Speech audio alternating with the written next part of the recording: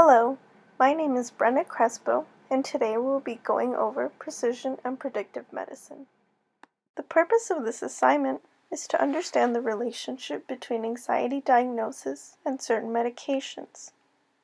We will also learn how to calculate success rate with given information.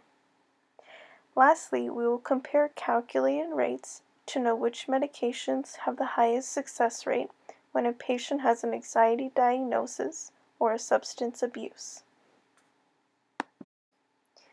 The first part of this assignment requires us to create a pivot table.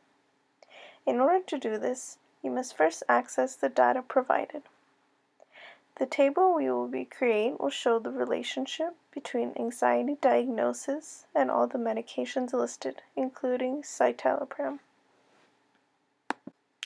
To create the pivot table, you must first select Insert and then select Pivot Table as shown on the right on Microsoft Excel.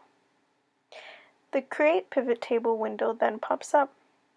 Select the appropriate range and then click OK. The Pivot Table Builder displayed on the right will then pop up. You must first drag Generalized Anxiety Diagnosis in the Rows column, and you will do this for each medication afterwards. Then you will drag CIT Success into Values and Columns as shown as well on the right. Once finished, you will click on Sum of CIT Success, and you will then select Count and then click OK.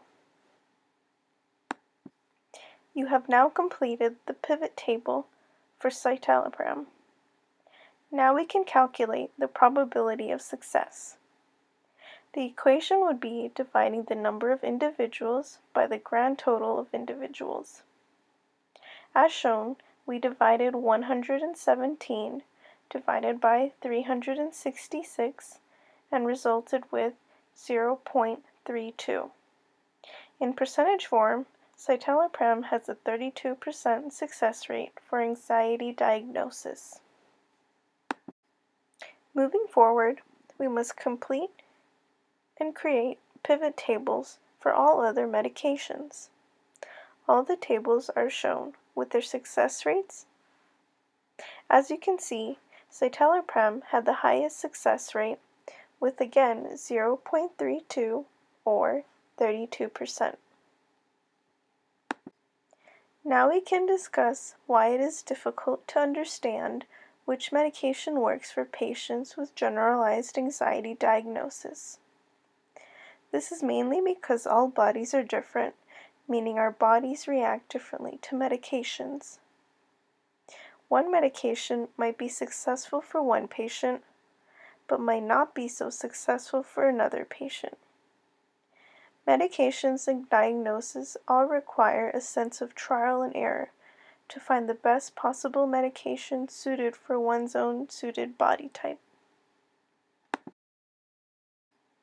Moving forward, the assignment also requires us to compare drug abuse diagnosis with certain medications. Again, we will access the information provided and we will create pivot tables for all medications.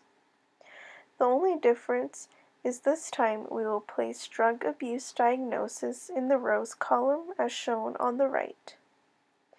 Then we will repeat the previous steps to get all pivot tables for all different medications.